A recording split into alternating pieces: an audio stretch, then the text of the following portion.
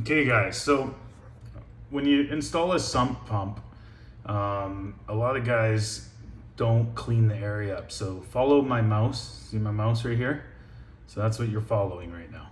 So when you do the wires, all these wires get zip tied right here. So all these will come nicely, you'll run the wires nicely up here, you'll zip tie them to here, you'll cut the little pieces. You can even use black tape, electrical tape if you want. You'll come, actually, you can come, if there's a little hole, you can come right there, or you can come right next to the pipe, zip tie it to the pipe the whole way, and then run it, and then curl it really nice right here and zip tie it. The other big thing that you always have to make sure you do is the float. So you'll have a float in here. This illustration doesn't really show a float, but the float, you want to make sure can't hit the side when it lifts up. So twist this pump or the float mechanism so when it falls down, it doesn't hit the side. When it goes up, it doesn't hit the side.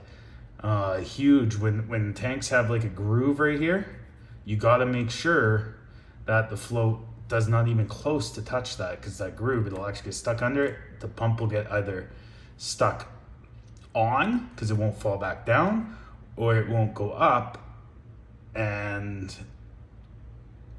it obviously won't pump. Most of the time when it hits the side though, it'll actually go up, but it can't fall back down because the water kind of moves when it's trying to get up.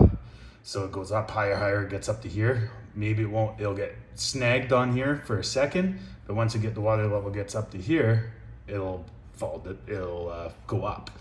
The huge thing here is set your float so it turns on before the water gets up to here. See this line? Pretend there's a line here. You want the water to turn on before it gets to the top of the pipe.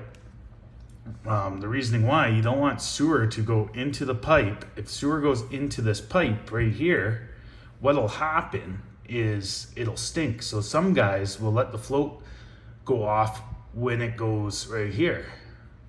So they'll set the float too high. So then all of a sudden it goes off right here. So now sewer and toilet paper back up into this drainage and they get a sewer smell from their sump pit.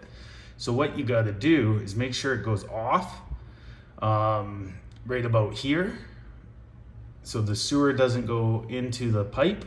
It actually drops all in. It goes off before the sewer will actually back into the pipe because the pit gets too full. If it goes, like I say, if it goes off when the water level's up here, you might never know because it'll still go off before it shows up inside the toilet in the bathroom or tub or floor drain or wherever the water's going to show up when it backs up.